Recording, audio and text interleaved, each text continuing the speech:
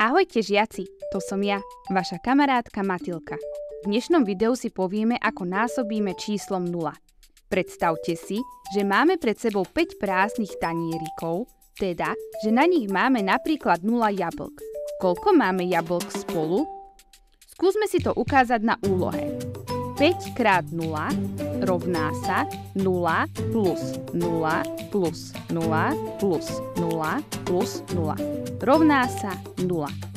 Tieto úlohy si skúste vypočítať sami. Video si zastavte a keď úlohy budete mať vypočítané, skontrolujte si ich spolu so mnou. 4 krát 0, 6 krát 0, 1 krát 0, 3 krát 0. Hotovo? Super! Tak teraz si ich skontrolujeme.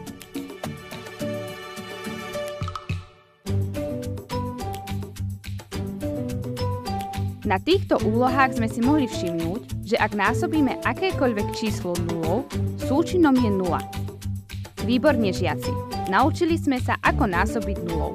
Ďakujem za vašu pomoc. Vidíme sa pri ďalšom videu.